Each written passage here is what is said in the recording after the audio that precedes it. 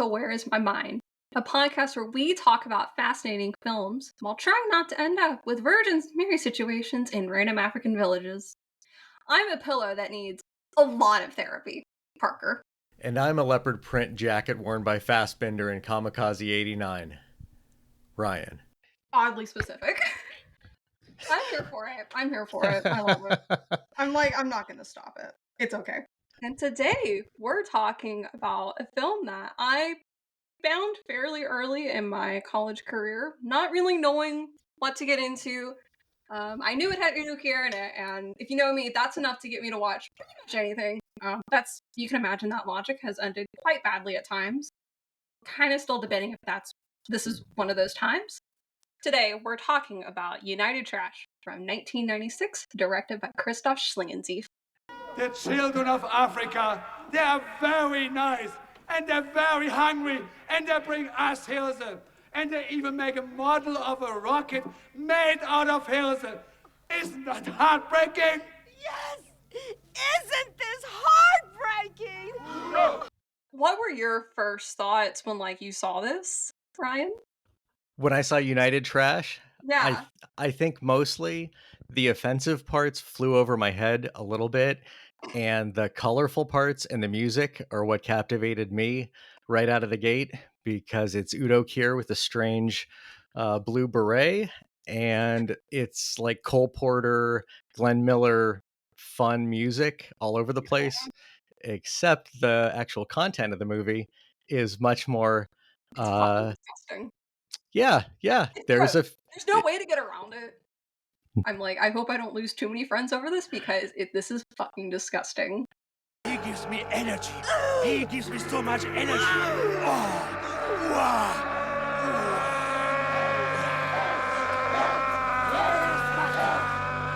Light your fire! Glory shall bring! It does say trash in the title, but you never really think that it's going to make you feel dirty, particularly in just a way of like physical grossness, like not always just offensive or culturally inappropriate things, but no, like physically actually just people running around doing crazy things without showering or sanitation means. I don't believe there was a shower anywhere within 50 miles of the set. No, but I mean, it did have a lot of people that that we admire and enjoy, and so yeah, unfortunately, there are people that we like in this, and we had to watch them do things I never want to ever see them do again. So, but regardless, it's just oddly fun and charming. Everyone in it looks like they're having such a fun time, which is really weird. The UN has sent in a general and some of his men to set up some camp in Africa, and his virgin wife gives birth to a black baby, and he's hailed as the Messiah. And it just kind of erupts from craziness in there. You get this weird subplot with the local rogue Catholic bishop who's basically starts a cult around this baby. You get the general and his gay lover, which is just all sorts of fucking crazy. And that's probably one of the grosser parts of the movie, admittedly. You have a 5-year time gap that just happens in the middle of it because why not?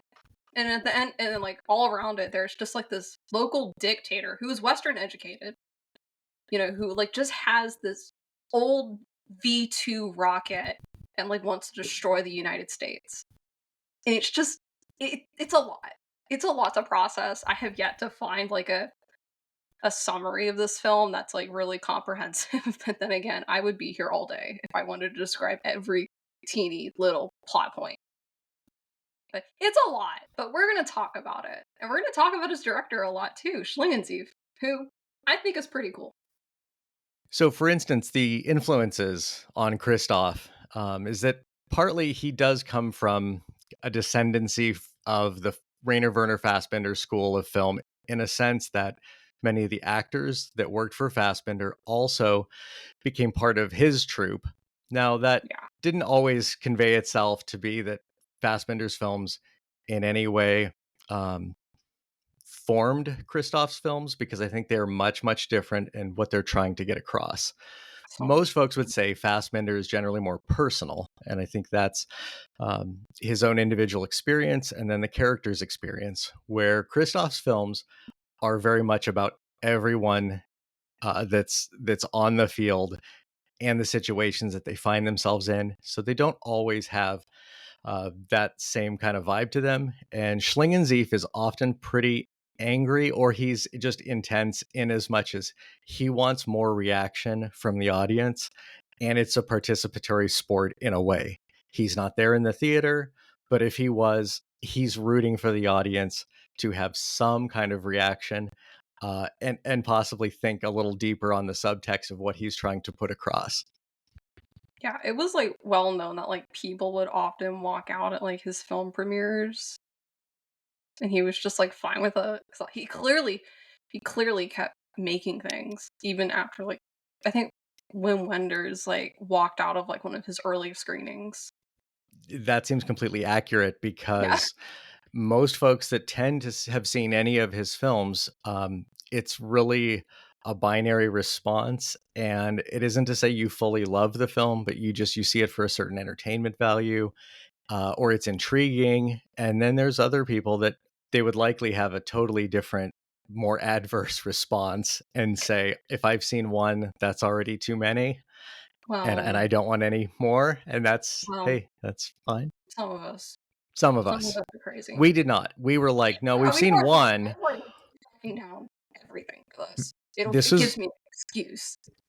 These were so difficult to find as well. Not It fun. was not easy, and then even translations, very tricky Gosh, to. that don't have translations. And I was like just kind of like no auto subs, no nothing. I was like, all right, I'm gonna pray. The flip side being also, I would say, is like Egomania. His film, for instance, has Mhm, Tilda yeah. Swinton and kind of Derek Jarman-esque moments, and that went across as far more respected and interesting, I think, for folks that would have that safety net of Tilda Swinton, who things are very interesting, but you're not always in dangerous territory. Whereas with Udo and the rest of the gang in United Trash, very quickly, probably the first 40 seconds, you're on unstable ground. You're already underwater. No, Egomania. I think outside of United, Egomania might be my favorite. Just out of like it's like I don't fully you'll probably hear me say this a lot. I don't fully understand it, but I know there's something and it fascinates me. And I want to get to the bottom of it. And yeah, I mean having Tilda there, she's kind of she's pitiable in Egomania as just like this woman who's like having everything taken away from her, her love, her child, um, and just and whatnot. It's it's like it's strangely beautiful. But it's honestly probably one of my more liked of Schlingensief's. Uh, but we like to talk about the man. Hey, and his German trilogy, which Well, was, okay, we'll get to hey, it. The German trilogy, yeah, that might be what he's most well known for as far as like filmmaking is the German trilogy. Because one of your entries is literally titled "The German Chainsaw Massacre," people are gonna watch. it's a good exploitation It title is, to just get people to take interest. and in a little political commentary, little post reunification political commentary that we all love and may not fully understand because I am not from Germany.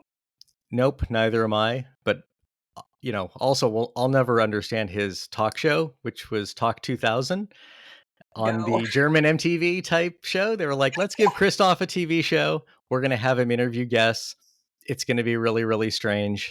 but it's And fine. I'm there's a not gonna rotating understand set. it, but it's fun and just like it pokes fun at he pokes fun at damn near everything, pretty much everything he does. As far as like just a brief biography on Christoph Schlingensief, he was born in 1960. He died in 2010. He was not very well known internationally. More well known in his home country of Germany. And not like for his filmmaking, oddly enough. I believe he had to slowly pull the brakes on film because of budgetary restrictions and ended up going to theater, opera, performance art, public stunts, that sort of thing, which is like super fast. If you want to like look it up, it's like super fascinating. It's like roughly still hits on all the same points. Like his films do, it's just, different presentation. I believe he was a film school dropout. His early films are very avant-garde, lots of symbolism. They're all chaotic. And that's kind of like the thing. It's like even if they're avant-garde, they're all very strange and chaotic. But like it doesn't come across as angry until you get to like some of like that later, like the German trilogy. Some of his public stunts, just while I have it up, some of his public stunts These are great. included calling for the German chancellor at the time to be killed. Well, Parker, how did he do that though? Did he just like invite thousands of people to join in I swimming literally in a lake? some like rally or some shit. It was not good. Telling them to swim in the lake so that it would raise the level of the water enough that his residence would Yep. would be filled up with Crazy. water and take him with it. In 1998, he founded his own political party called Chance 2000, which you'll notice a lot of times he'll just put 2000 or 3000 at the end of things just for whatever reason. I'm sure there's a good reason because he did it often enough. But like, I haven't been able to figure it out. I believe the slogan roughly translated to vote for yourself. And it was like more about free thought. Apparently, Austria and Germany had some very, very controversial elections in the early 2000s, late 90s, early 2000s.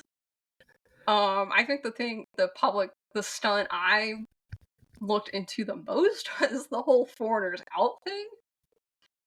Basically, there were some right-wing leaders that were elected in Austria. So Schlingensief decided to set up a storage container in the middle of Vienna. So like, a big city with lots of people.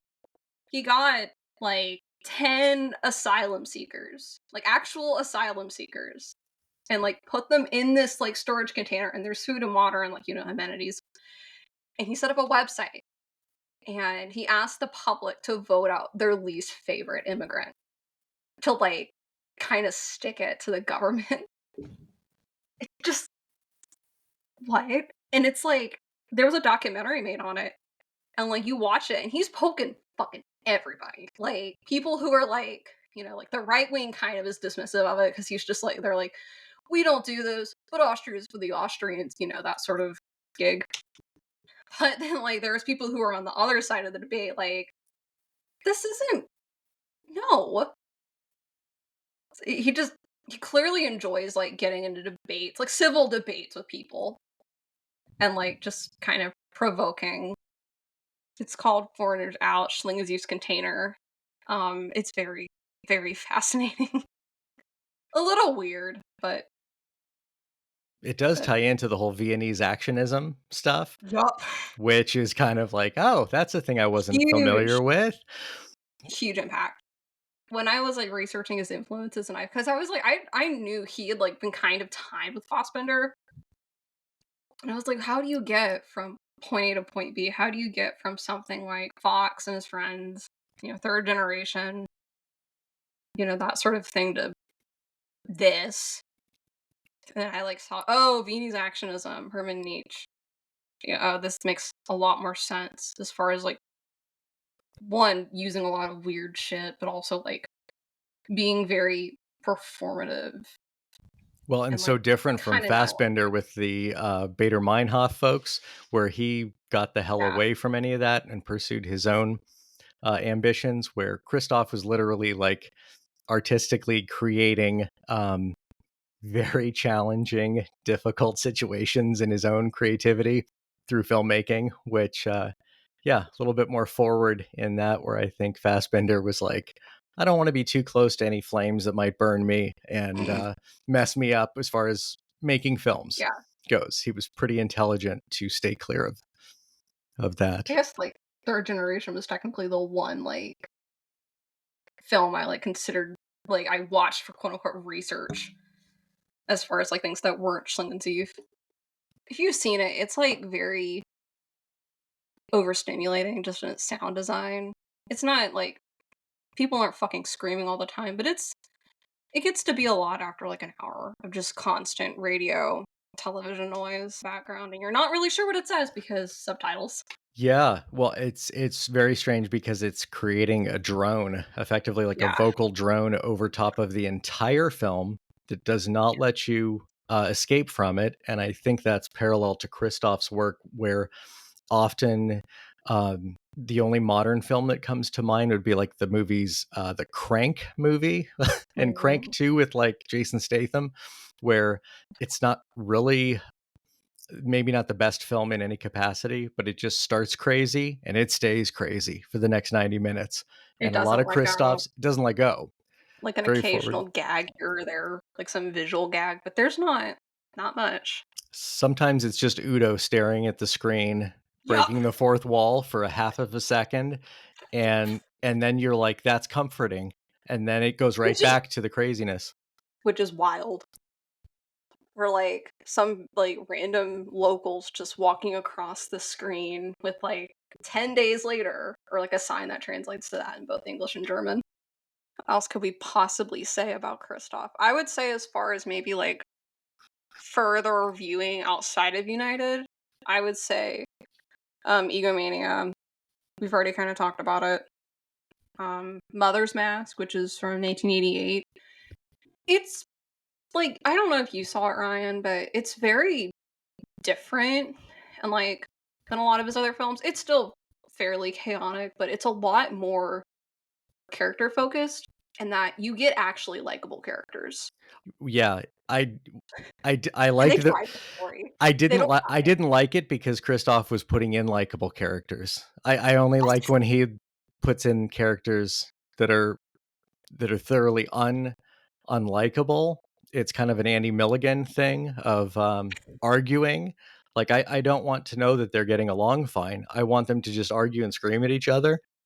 So And yeah, you still have plenty of that and plenty of like weirdness, but like the two, it's like it's the son and then Susan Bredhoff's character. I don't know if I'm saying her last name right, but like I think she's terminally ill. It's like you like them and you don't like pity them. You can like genuinely like them, but like it does, and they drive along the story, but it doesn't bog it down, and you still get plenty of like weird stuff. It deals a lot more with like family dynamics as well. It also like felt personal to me, but I yeah, liked I it think I'd lump it closer with Egomania, that it is like for sure. you do feel like you're watching something of him stepping out of sort of being reactionary at Yeah, times for or sure. just abrasive. Also, you know, he did in black and white 100 years of Adolf Hitler, the last hour in the God damn Fuhrer it! bunker I've with seen that Udo. 3 times. I have yet to understand it. I don't say that It's proudly. very exhausting. You generally dislike everyone, mostly that it should be And the it gets case, I repetitive. hope. It's And only an hour long, but it gets repetitive. yeah, it just was a very strange picture of his, which is kind of saying something. Where German Well, Chainsaw Massacre, I think, is really where I, that's where he I strides. That's like the we other that everybody would like be we like my recommend. other Yeah, thing to recommend for like further viewing would be German Chainsaw Massacre. it just works for everybody. I think that generally sees it, and then it's Yeah. sort of a jumping off point. If you're Yeah, okay and for you sure. enjoy, you get a kick out of it, then excellent. There is more interesting things ahead. Yeah. And it's like I think it was made like 3 weeks after like the reunification. It opens up with like footage of the reunification ceremony, clearly drawing some parallels to another very important German thing.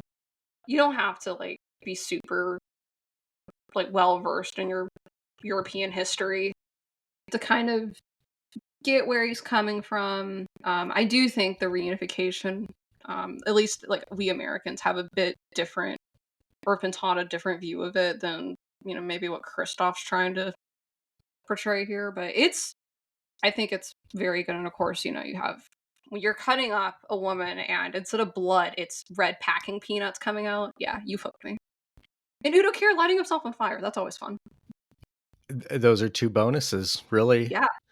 okay. Now, he also did 128 Days of Bottrop, which is his sort of Pier Paolo Pasolini, Salò, 120 Days of Sodom kind Yuff. of remake movie.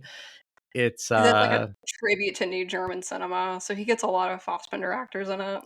that's the reason to watch it. It's not because it's It's the only terribly reason. it's not a good movie. It's not really It's that fine. interesting, but if you love all the folks that were in Fassbinder's troupe, they're all there. They all showed up, Yeah. and you're not really sure it's just sort of like a group therapy thing for them or a reunion. I mean, everybody has their own pain, so to speak, and It's weird. Stephen Hawking's there. Like, there's not a lot we'll of get to his explanations. relationship with disabled people in a second. Hey, But like, if you thought the Sallow stuff was like, oh, this is gonna be a challenge, sure it is, but also Christoph did more. There, like it's he a did there's more. more. Okay, well now that you mentioned it, I watch it as someone who is like, I mean, you know more about New German cinema than I do, but like, I watched it as like a joke I didn't fully understand, and I was like just there for the ride. And I thought it was fun. I was just like, I think at some point I had to like just stop taking notes on it because I was like, I don't know what's going on. well, and it's for those of us that have such reverence for some of Fassbender's actors, it was a really strange thing to watch them visibly older, and Yeah. that wasn't so much of a heartache. That's not that we It's all not get like a older. it's not a bad thing. It's just an No, observation. but you can tell that the content, the dialogue, and what they're actually just involved in doing and so on was so far removed from anything that Rayner ever created that it it's a little dicey. You're sort of like, I want to go to this retirement party, but I don't know if I want to see everybody that's here. And so I'm There's glad some we shitty. watched it. Yeah, it's worth seeing for sure. It's just kind of a strange one, certainly, and that calling the strange ones out of Christoph's work in general, uh, yeah, that does designate some special handling. It's interesting. It's interesting. I don't think he like casted many young people in his films. So, as far as other crew on um, United Trash, the writer, one of the writers for it, Oscar Roller, is still working today. He wrote both this and Terror 2000, which is the final part of the German trilogy. He's still working today. I don't think he wants to talk about this, and I don't blame him. Um, I thought you would. I don't know if you read this in my notes, Ryan, but you would find it interesting that he was the one who wrote and directed the recent Fassbinder biopic. Oh, did he really? Yep, that's him. Yeah, Enfant Terrible. It's Yep. a great. It's not a great film. It's a really entertaining film, and for there not being anything, I guess, important to portray his life, it's a lot of fun. It's an absolute Yep. blast. So that's Like, nice to hear that there's somebody that kind of has a loose connection to Christoph and Fassbinder as well to put that out. It's didn't get a whole lot of high marks or attention, but it's a lot of fun, and they did a really good job casting all of the um, troupe of actors as well. So, well, great job for him. Yeah, I did not. Yeah, I need to watch it on both on your recommendation and now that I've seen more Fassbinder, but I'll get to it. It'll be fine. Cast of United Trash. We've mentioned him multiple times already. Udo Kier plays, I guess, one of the main characters in this. If you're listening to this podcast and don't know who he is, God bless you. Very well known young Eurocult character actor. Lots of things. I think the main thing that maybe hit on as far as like what he's doing in the mid 90s is he was established. Like he's moved to America and has been in like American things and like been in the mainstream. He's got, of course, he's got the connections with Fassbinder. He's got connections with Von Trier. He's done music videos. He's done My Own Private Idaho, which is my favorite thing ever.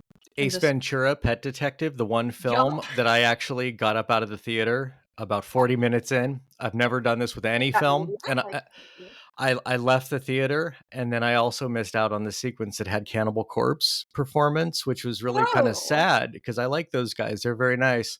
But who? I didn't like the film didn't work for me, and I didn't care what I paid. I left. But also Udo, I missed out on Udo. You missed out on him playing the owner of the Dolphins. It would have helped. That would have It would helped. have helped so much because I like watched for him and then I realized, oh, it's about football and like, you know, American football, which I'm unfortunately a fan of. So I was like, okay, I'll watch. The same year that this came out was Von Trier's Breaking the Waves, and also Barbed Wire with Pamela Anderson. He's in both of those films. So it's just this. He's I think the point I'm trying to make is he's established, you know, and his old buddy Christoph, you know, calls him, I bet, and like you know, and he's just like, "You want to come to Africa to make this crazy thing?" And Udo said yes, and I'm sure that's how we got him in this. I'd like to know if Udo was ever on like an episode of The Simpsons, because that seems like a cultural milestone.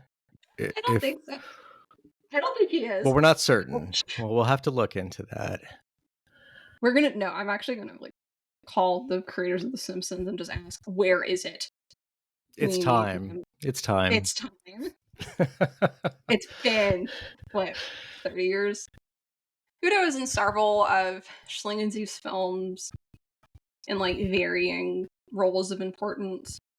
Here he plays pretty much the main character as UN General Werner Brenner, who is fucking crazy and disgusting. Like, and I say that as someone who like enjoys him a lot. Like, this is not a human I would want to meet.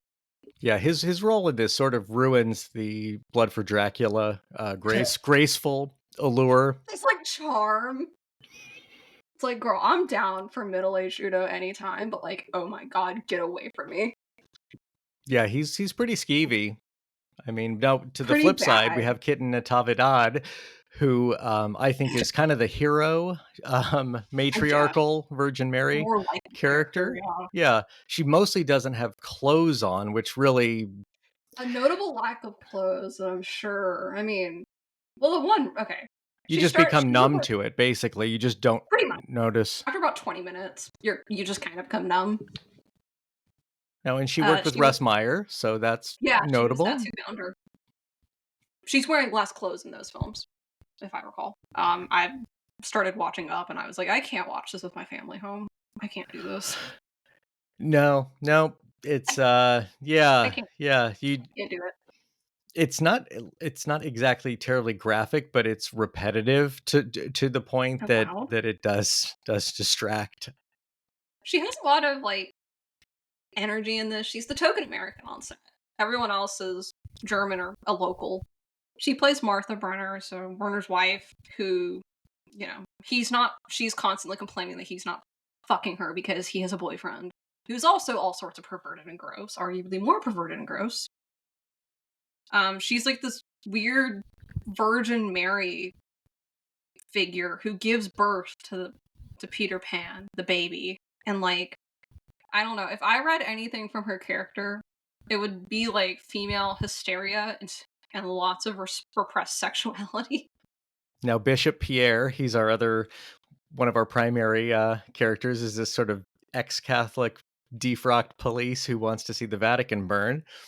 Yep. Very bizarre, and he's all sorts of anti-Catholic stuff in this. There is Anti-religion, like conspiring with the government, chaotic shit. Well, he he starts his own cult also. Pretty much which is revolving around, because when you give birth to a baby when you're a virgin, it kind of is a breeding ground for that sort of thing, apparently. There was a degree of just sort of like what and why, because the film is set in Zimbabwe. It was shot in Zimbabwe. Shot there, okay. But it's like Africa. They don't ever like say why. It's just like, this is shot in Africa. It's like cool. Which is shooting the film there pretty controversial, because the government did not think that it was just a nice film for ordinary families to go to. Yes. What happened? It's hard to find information on the production of this because I don't think Schlingensief was very proud of it. I imagine any cast members who are surviving, they're either off the map or don't want to fucking talk about it. I don't blame them. Understandable. Very understandable. But I found an image on Instagram and a user with like a quick little anecdote that kind of confirmed what I had seen in some reviews. Basically, some script girl had gotten fired and went to the secret police in the area and said they're making a porno. This is not a porno, which is like wild, but like it's not. So set got raided multiple times, each time the German ambassador having to step in and clear things up. No, it's not a porno. It got to a point where like it was difficult for Schilngensief to leave the country when they had wrapped shooting. And so like there was like a week's wait between him getting back to Germany and the film tapes getting to Germany. Like it was a whole ordeal. He claimed, Schilngensief I know claimed that between that, quote unquote, voodoo dolls and hotel beds and like deranged main actors, whatever the fuck any of that means, because his website doesn't elaborate further, it made that a lot more entertaining than the actual film. I don't know how that's possible, but pop off. Well, controversy followed him throughout his life and career. Pretty much. And a high degree, he wanted that. He kind of fueled that fire and was definitely interested in working in that kind of framework of creating very controversial things that might piss people off. And that's it's really normal to see that throughout as a trend line throughout his films. But United Trash is the epic moment of him doing all of those as strongly as he was able to. Other films of his, they may have moments within them, but this one goes kind of in the comedic zone of that, where the use of music is really uplifting and happy, and what you're visually then seeing on the screen are things that are terribly sad, or they're not happy at all, or deeply disturbing. Yeah. I don't know if there's like a sad moment in this, or like something where like you're supposed to feel bad. No. I don't think there's I don't think there's a single moment where I'm like, oh no. It's kind of like, yeah. What? Yeah, it's very difficult to get empathy with most of the characters because they start terrible, they end terrible. No one changes. Nobody's changing. They're well, and just some other cast notes. I know we mentioned Schilngensief did kind of have his own crew of actors. They're in this here and there. They don't have as central of roles in this. I believe one plays like this announcer / minister, Brigitte Karl, who like I personally find very interesting. You know, like the blonde screaming lady. Yep. Her, yeah, you have an idea. She plays like the nurse, and Schilngensief cameos at the end as an FBI agent, and then Suzanne Brederhoff voices the two female narrators. So there is a lot of narration in this. It's like a very demeaning and sarcastic point. The other actor I was going to mention is Johnny Pfeiffer as Lund. He's the that thought, I was like dancing around that, like, do I want to talk about him? Because I can't find much information. Yeah, I mean, the character is genuinely terrible, but it's really a strange casting because he's an elderly, obviously a bodybuilder, and so he is elder. Yeah, I mean, he's really old, but he's absolutely the shredded old bastard. And he does terrible things, and you're like, wow, He's disgusting. I'm like, what happens if you took him out of this movie? And I'm like, well, a lot of this movie probably wouldn't happen, because there is a very unfortunate incident involving him and this baby that like is unfortunately necessary for this plot to keep moving. Yeah, it's on the grounds of Serbian film ickness. So there you have some of that. We'll get around. Not good. Not a good look. Lund. Not fun. It's not good. We're not promoting this behavior. We were grossed out too. Like, this is maybe my fourth viewing, and like, I think that my caption was like, I'm going through the 5 stages of grief, y'all. It's not good. It's rough. Well, and It's this rough. introduced me to Christoph's films in general. It did too. This is my first So one. it was I was actually like, a this is bonding moment in as much as I was like, I've seen every, I mean, I'm saying this facetiously, but I'm just like, I've seen every cool director. There's no more cool directors left that I need to see. And then it was like, I oh, you think know you got about me. Schlingensief? And it's like, You got your cherry no, pop. who the hell's this? What is this? And I was like, oh, it's Udo Kier. I was like, oh, okay. I've seen Udo Kier in lots of movies. Not this kind of movie. Not this. Not this one, you haven't. So that still Let's start. stands. It still stands. You cannot find. I mean, I say this as a probably someone who likes Udo Kier way more than they should. This is like it's a favorite, but not a favorite performance of his. In a 'Cause it's deep just cut, really, because this is not it's available on streaming. There is not really. You have to find it on Rare. It's one on Rare List. If you boutique. want to go on Rare List, if you want to I think Film Gallery 451, the distributor of this, They're the only has place a that has rent it it for on like physical. $3. It's on. Yeah, it's German. It's all Yeah. German. So it's like I Minus don't. Kitten's role. I mean, she does speak. It's all German now. You know. Or like local. There are lots of locals in this too. Yeah.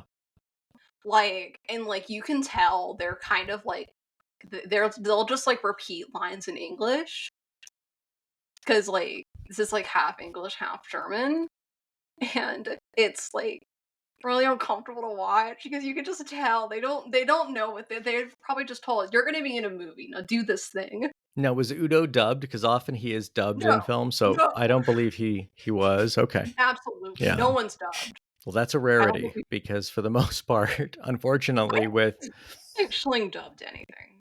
I would hope not. It seems kind of contrary to what he's after. Watching the third generation and saying that Udo was dubbed and then I was pissed. It's a letdown whenever you don't like get no one else, not many others were. I was like, who the fuck hurt you? Who hurt you? Well, I mean, for Christoph, we saw some of those inklings even in his early films as a kid, as an 8 or 10-year-old that he created. There's little tiny bits there that you can certainly sort of see later might be trend lines for. Comedy to latch on to. Still very talented, even as a very young person, because I've never seen anything well produced by an 8 or 10-year-old person. Sorry, that's just not usually the case. But he was talented early on, and it sounds like he had supportive parents and other folks as well. That I guess. I mean, you would hope. You hope for that. Although once they saw a few of his movies, Maybe I think if my parents found out I was I branched out from comedy into this, they would be very, very, very distraught. Yeah, you can't put the toothpaste back in the tube as far as United Trash goes. I don't know, man. I didn't want to sometimes I'm like, I don't want to dig into your personal life too much without good reason. Well, one thing I'd mentioned with Christoph especially is that he doesn't really inject himself into his films in as much as his own idiosyncrasies or ego or anything like that. He really lets the script and he allows the actors a lot of latitude to get the best performance. So at times it feels ad lib, definitely in a good way, in a positive sense. Yes. Oh, for sure. Yeah, his maybe his notable directing thing. I mean, he'll do I mentioned cameo earlier, but his camera work oftentimes is very unsteady. But in a very just fuck man. I don't know all of the technical terms, but it's very unsteady, shaky, not found footage or anything like that, but just very unconventional might be my word.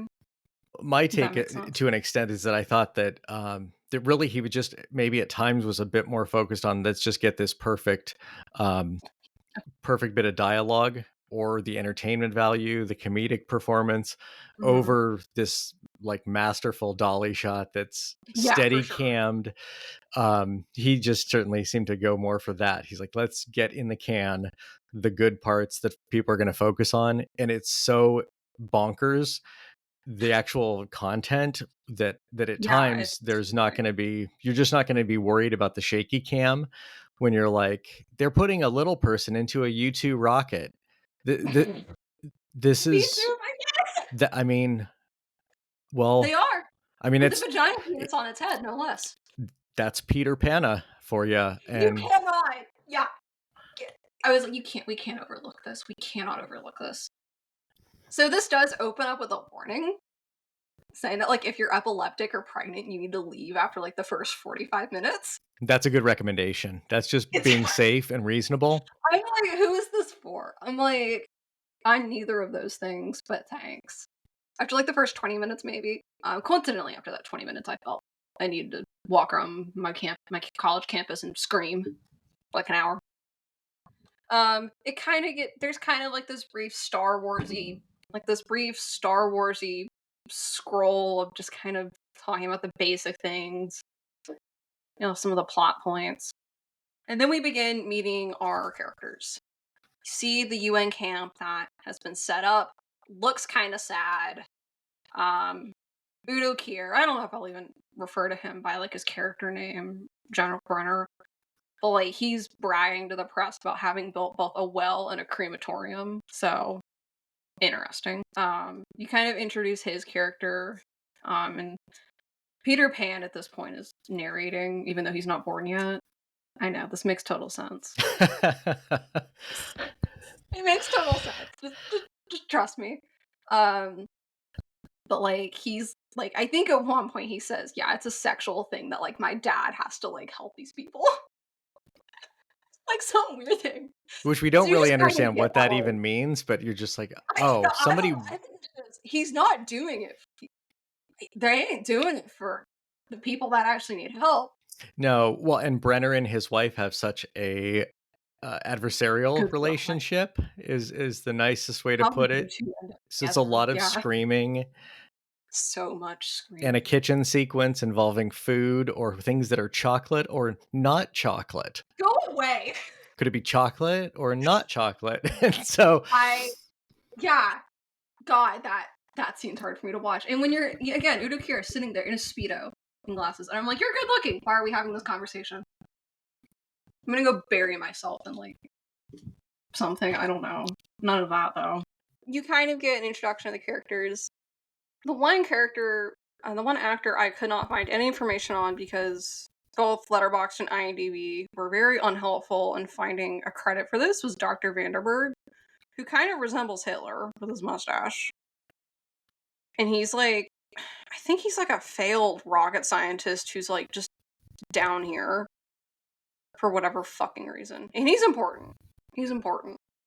Brenner is giving a speech to all these Africans, and he mentions the word rocket. And Martha's standing next to him, holding like a fake V2 missile. And like the second he mentions it, she goes into labor.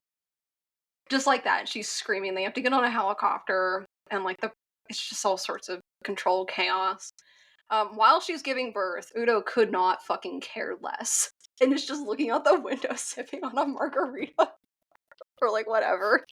Well, he might have been looking for Lund as well. That's they. No, he's there too. It's not like he's looking for anyone. It's like no, he's looking out the window, unengaged. So, and he's shocked when the baby turns out black, even though Martha's a virgin.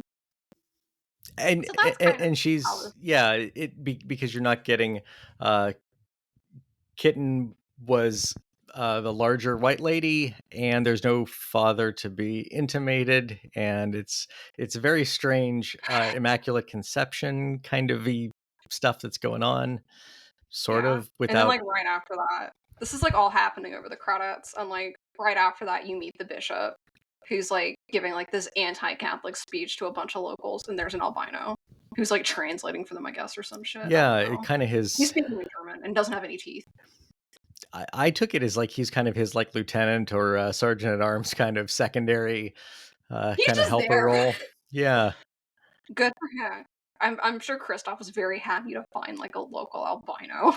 Well, and he was often not using people in an exploitative way. No. So that was sort of I don't think to his credit really, because I think folks thought that it was the opposite, but it's kind of relieving. that we're not. Still can't really You know, defend certain choices of his that you can't defend everything. I'm not no. gonna sit here and defend things, but like that is like one thing. I'm like, I don't feel like he's being like, haha, look at this like person that's different. No. I don't think he ever feels like that. Even with like fucking Freak Stars 3000, which was just American Idol for disabled people. I had to bring it up. Yeah. We're gonna talk about He disabled did people, I had to bring it up. he did make that. I don't know that either one of us have seen any even like clips I haven't from it or seen anything. anything from it, but like the concept is like, do I want to? Like that sounds interesting, but do I want to? Yeah, I think it's Maybe a don't. little bit of his past kind of haunts some of his artistic efforts. Although the flip side being is before he passed away, he helped to create a school. Opera Village. Yeah, which And it's like it focuses on like both like education and like health services and maybe housing, like also like teaching about like the arts and whatnot. And I don't know where in Africa it is. It's still operational. yeah, their website's still up. It You can looks go to on their be website. Looks active. You can yeah. go on their website and like make donations and stuff. So it looks like a genuinely good thing. It was like I think he said it was like his like gift to Africa or something along the lines of that. It looks like a good thing and not like a pretentious I'm just doing this for fun thing. Yep. After you get accused of, making a porn in the continent, maybe you want to do that. Yeah, it definitely didn't help production. Although he got the film made and finished, so I think If this is the whatever 1990s, that's in 2009. yeah, so I mean whatever drama on set must have obviously been somewhat paid off or resolved. Who knows? But It was hard to find diplomatic stuff. Okay, I've tried. Trust me, I've tried. you've scoured the earth, and if it existed, you would have I found tried. it. Yeah, off the Yes. beaten path. Christoph is, yeah, not. Kind of remarkable. I found. God bless IMDb. Well, and you translated a lot of different websites as well from different German articles throughout his career that were written. It was not fine. It was. It's not that like the German language is like isn't like cool or anything, but it's just like they have a very roundabout way of saying things. So it was kind of hard to be like, okay, what are they? It's like okay, it's in English now, but what are they trying to say? Well, and I was fortunate that this was this was definitely the exhaustive work was put in by you on this episode, and there is a bulk of work. Our next episode is from a director that only had one film, and it awaits you. Yeah, so it is sitting in the corner awaiting you. It definitely doesn't mean that it's any less challenging, offensive, entertaining. It's bonkers as hell, and we both got a good laugh out of it. It has upbeat jazz music, so that lots of good upbeat jazz music. It's good. It helps. It helps the pain. It comforts. Yeah, jazz music helps. And jazz music might be the devil's music, but it really numbs a lot of things. It's kind of nice. So after you're introduced to Bishop Pierre, he however he gets word of like this Virgin Mary thing going on with Martha, he's like, let's do a ritual involving a dead chicken. And like, it's a fake. It's like, yeah, he like bites it's like, I think it's like when they're supposed to circumcise Peter, he fucking bites the neck of this chicken and like sprays the blood all over Martha. I think it's fake. There's no way that it's like real. No, definitely not real. I would hope not. No. But it's like, and then like through that, I guess she has like some realization that her marriage is all fucked up because like, Warner's boyfriend literally lives with them. And she's like having like this weird like sexual thing of like, oh my god, why am I doing this? It's so strange. I also like to think the chicken, dying is our nod to Viennese actionism because they would often, use animal things. Anyways, yeah, I think you get your really, really, really necessary scat joke that I don't want to ever think about again. And it totally caught me off guard when I first watched this. Right notes. Well, the viewer with that joke is always rooting for what Udo's assessment is. It's the only way I'm going to ever feel clean is just get rebaptized. Multiple times. You've been with Pierre admitted. He's the wrong person for you. Even if it was true, It's a hell of a lot better than the kinky, filthy sex you have. Pierre is nice. Nice? I know exactly what you want to do. Really? I can't believe this. I found shit on my pillowcase again. I don't understand what you mean. It's not shit. It's chocolate. What? Chocolate? What kind of a fool do you think I am? It's obviously shit. I know shit when I see it. It's shit, not chocolate. How dare you talk to me like this? How dare you forbid me anything, you perverted asshole! Martha, you are insane. We're not alone. Atmosphere! This is literally where I wrote down worst holy couple ever and then proceeding best two-man band ever. I think it's like, there's like some vision. I don't know if it's here or if it's somewhere else, but there's like this visual of like Martha and Werner sitting at like a table and there's like a bunch of locals around them. Kind of like the Last Supper. And like Peter's like in the middle of the two. It's just I don't remember what the context for that visual is, but it's in there and it looks nice. I mean, Martha sort of gets her revenge. Her anger is not completely useless kinda, in a sense. So, but you really, because she starts sleeping with Bishop, which, you know, if you've ever wanted to, that's a visual I really don't want. I mean, Brenner and Lund are just buddies, so they're large-breasted woman. She is. She's It's loud. heroic. It's weird. And it's just and then she starts writing her mom about her sex life in a very graphic manner. And then she starts walking around like she's Mother Mary, wearing all white. And like she gets a lot of attention from people because she's like the mother of God. So it's a very interesting connection. I was like, I don't know what to make of this, but like, if you know, being the mother, if fucking the priest and then like gaining notoriety from being the mother of God, what makes you happy? That's cool.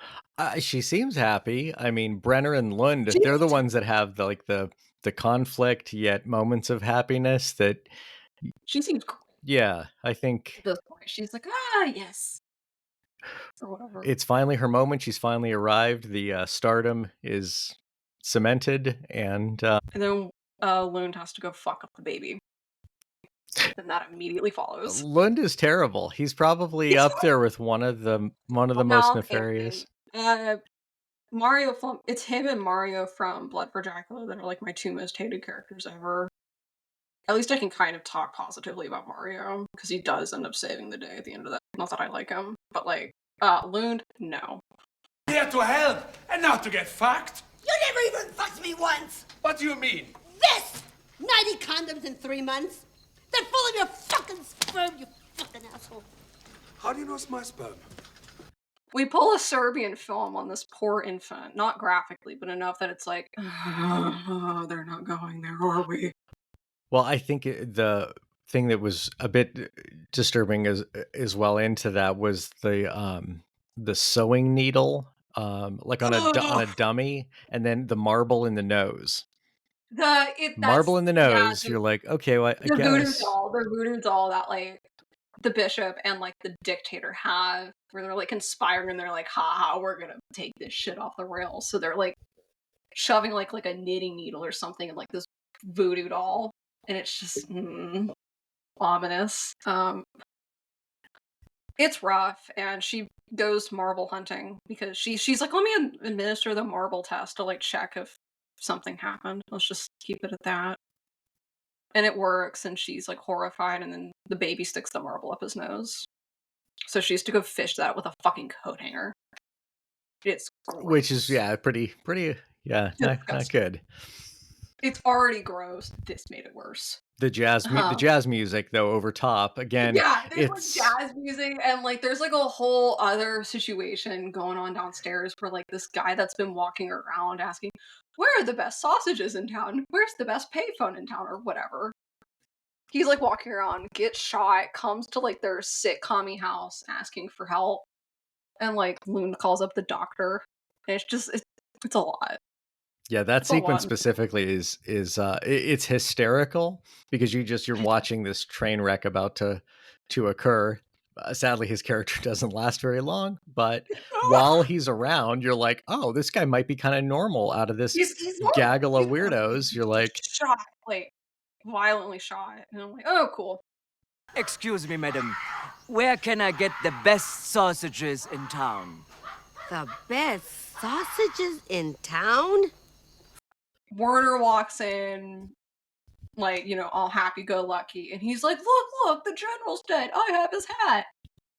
well, the image that sticks with me as well as is just the shot of Udo break of Dr. Brenner. Just fucking looking at the, Yeah. mugging the camera for a solid second. Yeah. Like, You're just like, what's going on here? He's looking Like, straight through what the camera, talking to the audience for a moment. And is this Yeah. supposed to be there? And of course it is, but it's so Yeah, totally. unexpected that you're just overjoyed.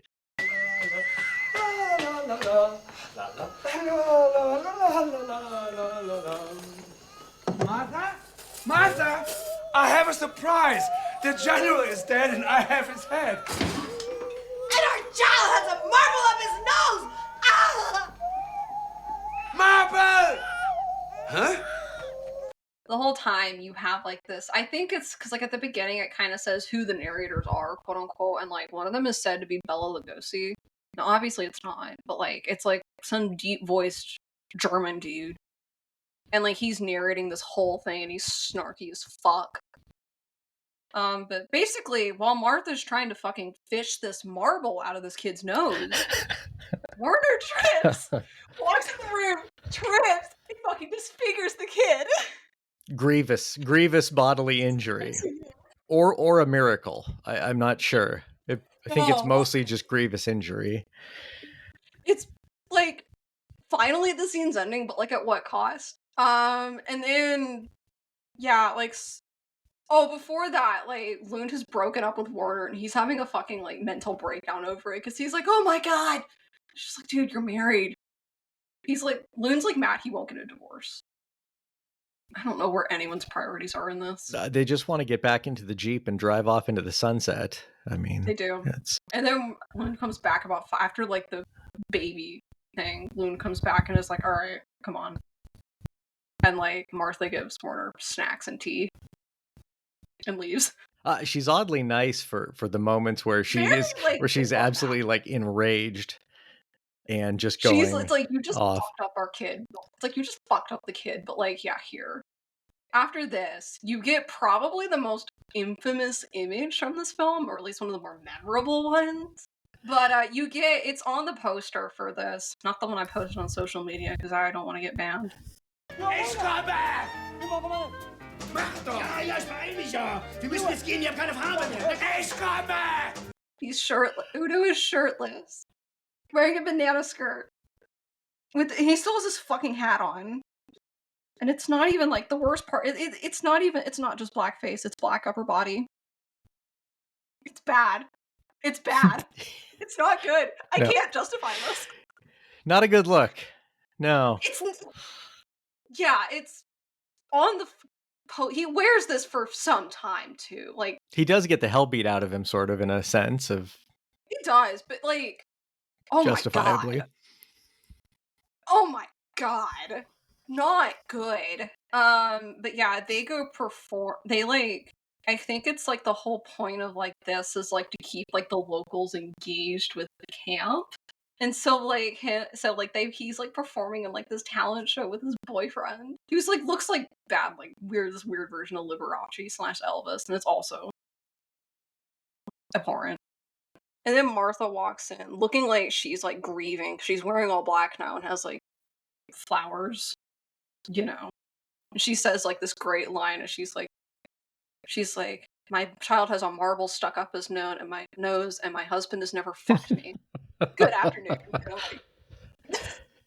She says it like very calmly, and she walks in and like, my child has a marble up his nose, and my husband has never fucked me. Good afternoon. Whatever she said, yeah, it just, God, it's nuts. It's a lot, and I wonder who took this child to the hospital, but regardless. Basically, she's there to kidnap Werner and, like, be like, okay, we're going to the hospital to visit the kid. You know? As you do. And like then responsible. like some fight breaks out. I don't think the locals are. I honestly, I don't think the locals were pissed. I think they were just laughing at these two idiots on stage. Most likely. That's what I more read, and he's like offended that like they're not taking it seriously. So I'm like, all right, buddy. So yeah, they like you get like this Jeep sequence, and like he's still in blackface. He's just put on a coat now, so it's less mean. He's still in blackface. It's just melted off a little bit. It's not good. It's not fun to look at. I know they're like arguing on their way to the hospital. I noticed Entry of the Gladiators, you know, the circus clown music. Yeah. I noticed that playing in the background, and I was like, okay. But yeah, but you know, Pierre's at the hospital for whatever reason, and like, you know, then both him and the narrator starts calling her Effie Breeze, which I know is a Fassbinder reference. Have not seen that film. I don't know. I haven't made the connection. I don't know if I should make the connection. No, I think it's just a little word nod of sorts. Just Thanks. a small, yeah. Some more weird visuals. Basically, Warner being like, "This is not what I wanted when I came to Africa. I wanted a perfect life or whatever." And then I was like, "Does that mean African people being submissive to you?" So they find the marble.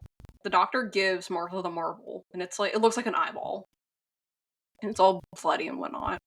And like you get this great line of like, "Oh Martha, I'm so happy for you. It's heartbreaking."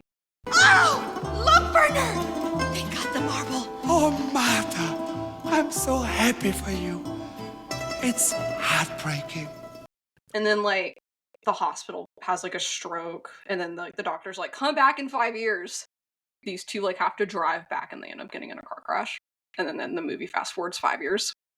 The doctor is so frightening, and he has Weird. I think he reminds me of Stuart Gordon films where I'm like, did these guys know each other? Because they're both really Well, kind of mortifying. Yeah, Dr. Hill. in a good way though. It's effective for the role. That's it. It fits the film I'm like, perfectly. don't insult my boy Herbert. I'm not. No. It doesn't. The doctor has his head decapitated, and so Yeah, Dr. Hill. yeah. So there's a little bit of the longer facial features that both I think it's these actors have that makes it particularly effective. yeah. Just not the little mustache. So that's a Not the bonus. mustache. Dr. Hill just has like this very deep voice and is very tall. A bit creepy. He's a bit more lecherous, I think. You know, because that's a whole thing.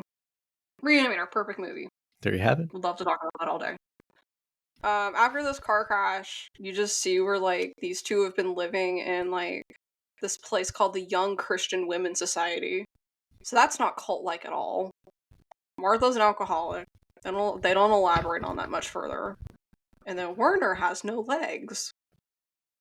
He does have a little scooter of sorts. Fucking like moves himself with it. It's I mean, hilarious. it's not a scooter. It's a plank of wood with 4 wheels. Let's just be honest here. We can be candid. And it's like just big enough for like I'm sure they just like let Udo Kier like kneel down in it and like covered up his like bottom half because it's definitely big enough. But it's like you get some really really entertaining shots, and like if he's not on that thing, he's got like leg braces on, so he can like walk. It's like a Costco kind of a pallet, basically, that they put sides on and little wheels for him to scoot around. It's nice.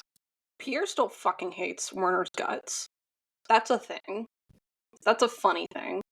So, Werner and Lund, and then maybe the dictator, someone else is with them. They're like, okay, we have to go get the kid because it's been 5 years. He should be fixed. He should be okay. And the doctor and the nurse are fucking mortified at this kid, and like Werner's like, I want to see this.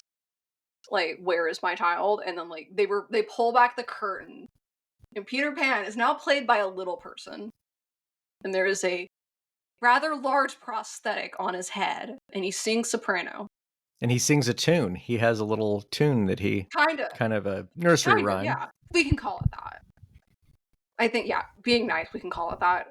But it has, like, poor prosthetic, for lack of a better word, looks like a pussy. It's weird.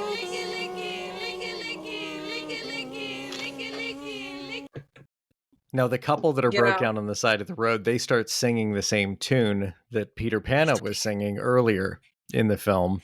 So there is sort of this Yeah, or tune whatever. connection. I don't You don't know why it's happening. It's just almost like a You don't know why humming. any of this is happening, but you don't know why any of this is happening, but I think the cult I don't know. I think the dictator that's been, like, just around, the dictator Hassan, I think finally he kidnaps, Martha and Werner and, like, has them trapped and, like, is like, "I'm gonna go blow up America with, like, this V2 rocket you gave me, courtesy of the UN." So I'm sure that means something. Yeah, the United Nations sort of, I don't want to say They're useless. fixation that Christoph had, but They're useless. he was really displeased at the Rwandan efforts and so forth. So it was a high Yes. indictment of what he felt to be Yeah. less than a well-meaning, full-throated effort to help a He does crisis. not Yeah, I mean, he never this is, like, one of the few times I feel like he went outside of, like, German politics and was like, "No, you're all fucked up." I wanna say he pretty clearly voices his opinion on America and American culture with this as It well. was surprising because I should say It's a all, little but most shocking. of his other films are dealing with German subtext and nuance of their history Yeah, that we don't always pick up on. But this was the film that was like, oh, I'm familiar with the United Nations. Now, what are we talking about? Only because we could sort of have learned about some. this in history class. Yeah, there was actually some kind of crossover, and he does, like you said, he does deal with tackling a little bit of Americanism in certain ways. Westernism. Yeah. Western Westernization. That's where we're talking about. It's just ugh, The ugh, colonization component stuff is as well like a little bit like, very heavy. okay, wow, all right. So we're I see what's going on here. yeah. It's pretty obvious, but it's interesting. Yeah, basically this whole family is just being held captive, if that's what I want to say, because like I suppose the priest and the dictator have been working together behind their backs, behind like the UN's backs. So that's Yeah, interesting. they're a cabal of bastards, the two of them, really. And that's you're like, Horrible. oh, It's okay. horrible. So there's what's All going right. on. It's just weird. I think somewhere in this, like, Martha and Werner make up because they begin fucking. It's weird, and, like, I think the costume designer, whoever, was like, forgot to remind Udo to wear his leg braces. Because he's not wearing them during this, like, very strange sex Yeah, scene. they're bizarre leg braces that they're like this really It's odd. like, they're big. Well, and they're this like light brown, strange leather with buckles They're that, obvious. I mean, I'm used to, I don't think we get to say anything. They're obvious, but it's like, yeah, you're not wearing them for this, but alright. God, a small moment of plot, weird. small moment of inconsistency in the production, but that's okay. A small moment, which it's strange. And then like after they quote unquote, kiss and make up, if that's what you want to call it, they're getting along for like a brief bit, and then like the dictator is like having this ceremony, and they're basically humiliated because they're wearing donkey ears. I was like, is this something religion? Because like I don't want to think like, oh, it's the Democrat Party. Yeah, you don't really always I know don't if think that's relevant. no, I don't think he was using like in that way, but I think It's just it was just humiliating. a Like, humiliation of sorts. Yeah, it's just like, I here, now know. you have this prop to deal with. What is this? And then like there's like some brief like the dictator gets like the masses to chant this thing about like destroying America. Werner and Martha get it to stop and have them chant something about like the UN, like something good about the UN, and it just goes back, showing that we are indeed preying on a vulnerable people. I think that's more or less what he's getting at there. And then yeah, the rocket. Martha's thrown inside this rocket with Peter Pan and the dictator, and they go over to America. And then like there's this weird thing with like the American president about like they're like filming a sex tape. And this is where like some of the other Schlingensief regulars come in, because Brigitte's in it, Dietrich's in it. I don't remember everything. Well, and Christoph is like, it's the last 10, 15 minutes of the movie, you can tell that they're really like, okay, we got to get this wrapped. Kind of, it's a little, Shit it's a going. little rushed, frankly, and that's It's okay. rushed. It's all The right. beginning is a lot stronger than Yeah. the end. It's like I like it, you know. But basically the rocket, the president, whatever, they're doing like some weird sex tape thing. It's nasty. The rocket lands and we're transported, and then like it looks like a nuclear wasteland from Egomania. Yep. Like there's nothing, and I'm like, where the fuck did you film this? And both the mother and the son live, and they get married, and she has another baby with him. And he's like much more engaged. He's a much more engaged general than his dad was. It's weird. It's the all-American love story. I think that's I think that's the way to say it. And then the final gag is like, she gives birth. I don't know if I want to call it a baby. I might take that back. A flesh lump. It has googly eyes and it squirts. It's like, again, something you have to like see to believe, you know? And like it cuts down to like the African mainland where like Warner and Beer are getting married. What? I mean, the legacy lives on and the love is real. And like the baby is thrown down from this helicopter and like they're both pussed again. It's weird and I don't know what to make That of it. may And that may then have the been written final- about in Erica Schultz's book, The Sweetest Taboo. No, I don't even know if it's that. Okay. I don't think it's like it's not a child. It's a flesh lump and has googly eyes on it. Okay, so we definitely would not. I don't think It wouldn't counts. I don't categorize think to that. Okay. We can ask her, but I don't think it counts. Okay. What do you want to conquer? America is far. Europe you can reach. And then like the final like card is like dedicated to victims of slowness in the UN. And that's the movie. Is it a lot? Yes. It's kind of a nice way to wrap. It nicely sums up what Christoph was thinking, for sure. At least it gives the audience a little bit of a clue as to some of what his intent was. Yeah, it's so much. It's like, I know people who are listening to this are probably thinking like it's a lot, and like it is. It just is. It's okay. You can feel crazy listening to this. Because like it's hard to digest even after multiple rewatches. You think it gets better, it doesn't.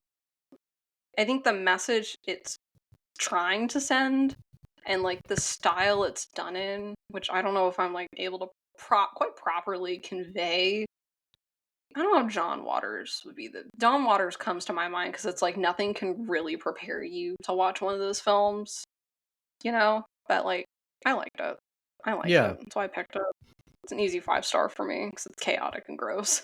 Well, I think especially with John Waters is that he really like loves and cares and curates his characters and actors to an extent. Sure. Christoph creates characters that are not always the case of that he is going to send them off to tasks that are very unsavory and kind of beyond the average offenses that Waters might put people to do. So infamous scenes of Divine with things that are not chocolate or chocolate. Definitely not and chocolate. So Christoph is like, oh, hold my beer because we're going to go some new places here. We're going to make it worse. Yeah. We're going to make it worse.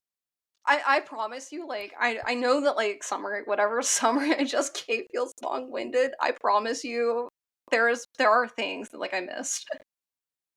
Like, there are definitely some things that, like, are gonna take you by surprise if you so choose to watch this. And the trailer. Watch the trailer and... The trailers are pretty. It doesn't I don't know if there's a way to spoil this. I mean, okay, we just fucking summarized it, but, like, the trailer does a pretty good job. Absolutely. Of, like, encapsulating the energy of this. That's United Trash. That's fellas. it. That's it. What are some interesting things that you have watched recently? The first one is Riddle of Fire, which was a original film tied in with Vinegar Syndrome. It's one of like few films that I've ever rented multiple times over multiple days because I couldn't get enough of this film, which is about three kids searching for a very special egg and to help make a pie for their sick and ailing mom. It hit the Aw. art house circuit like crazy. It was a big buzz. It has this degree of like comedy to it, but it also like hits you in the heart. So it's a movie you'll laugh and cry and go through a range of emotions. There's a ton of Oh, little good. in jokes in the movie as well for like genre film fans of the 70s. So Oh, good. yeah, It sounds like it's fun. like my kind of Goonies, because I can only Goonies so much, and this is a whole different thing, and it's Yeah. fantastic. You know, the other film I watched somewhat recently was called Unman, Wittering, and Zygo from 1971. Very strange name for a film, and it is starring David Hemmings, and he's a professor with the truly most awful, manipulative students imaginable. And they tell him on day one how involved they were with the previous professor's murder. And so they keep telling him the truth. They get wrapped up into his personal life to run the high school and so forth.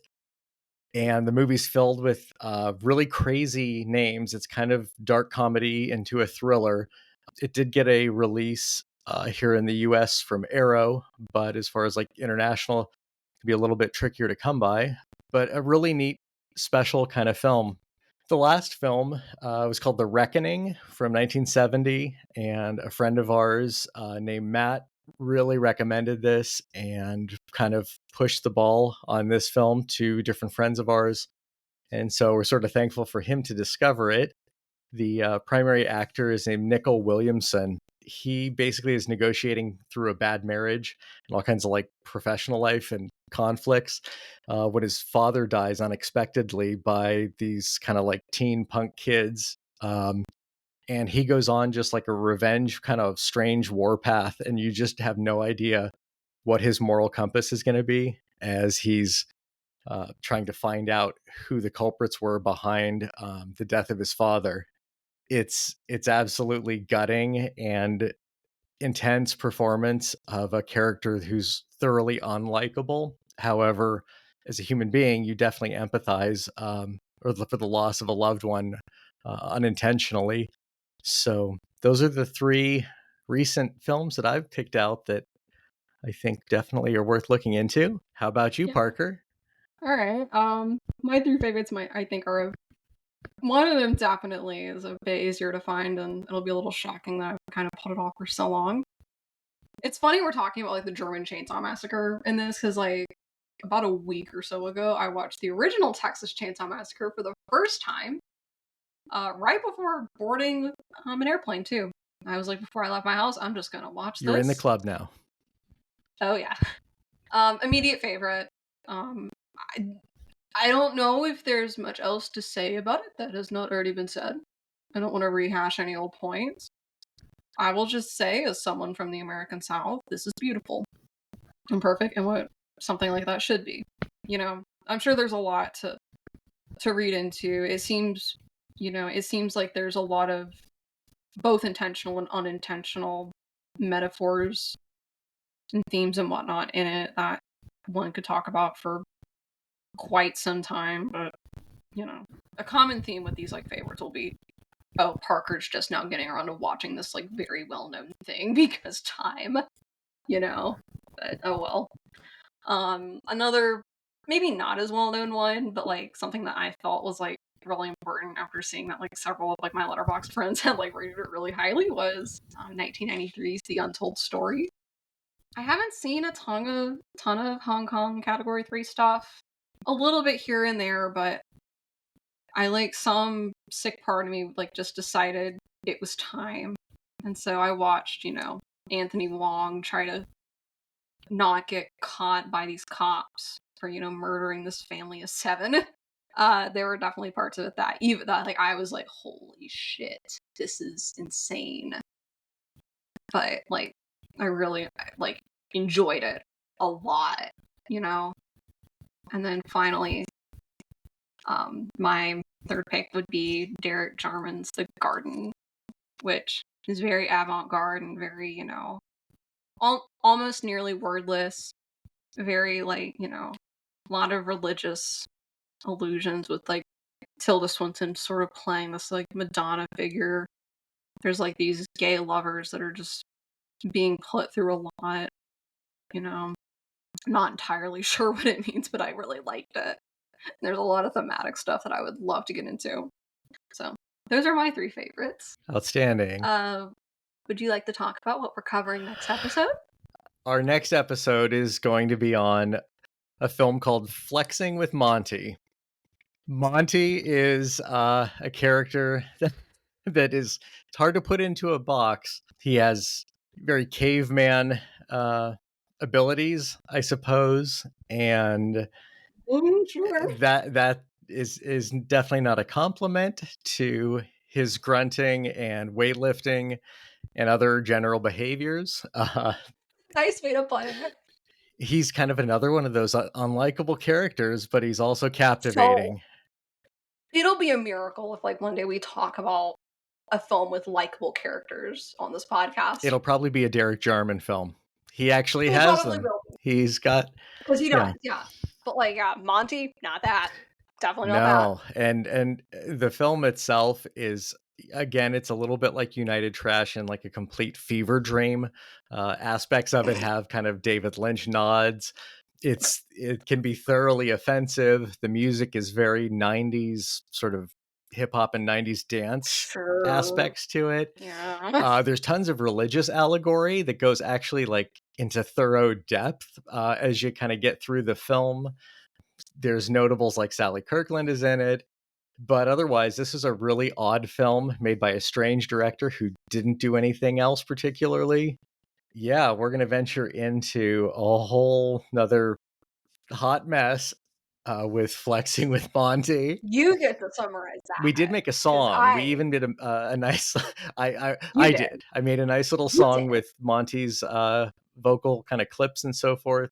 Trevor Goddard, who was also in the Mortal Kombat film. I loved Mortal Kombat in high school, and I am like, but I never got around to watching the film, so I'm excited to say I can watch Mortal Kombat for research purposes. Yes, you can. And he's much more likable even as a nefarious character. Yeah, Monty does terrible things. I mean, he has a human being in a small cage that's just in the side of a room. This is the brother. The film mostly takes place just in this bizarro gym with like a hamster cage for adults that he's running around in like a maniac in spandex. And he's got a little buddy. He's got a friend with him as well. Not the person in the cage, but a different friend also that we will. It's less seen. You'll find out. It's like I watched this late at night, and I was like, I don't know. I don't remember much from it. Yeah. It'll be very interesting to see. I mean, with United Trash, you get all the original points on discovery of that. Mine with Flexing with Monty was through Live at the Death Factory and a couple other friends that were like, we need to talk to you. We need to fix this. You need to watch this with us. And they're just like, no, it's really important. And I'm like, oh, well, I mean, I guess if it's that important, I probably should see this. I mean, when you do it with Cat 3 films or, you know, What the Peeper Saw or that creepy Italian movie with those voyeur people in that rich house. Oh my God. What is it called? Eyes Behind the Wall. Eyes Behind the Wall. Yeah, it's like, oh, I guess really should watch this. It's weird. It's weird voyeurism thing that like you just feel gross. I mean, I just was obsessed with the living room sets where the couches and so forth that were recessed into the floor like an extra 3 feet in the 70s. So, I would like to talk about that movie, but I don't from a design perspective. I mean, it's very interesting from a design. You have a lot of questions, but yeah. Next week is Flexing with Monty. You can follow the podcast on Instagram at Where Is My Mind Podcast. You can follow me on Instagram and Letterboxd at parkit_BE. You can find Ryan on Instagram and Letterboxd at Ryan_BMD. That's it, folks. Thank you for listening. Thank you guys. Take care. Bye-bye.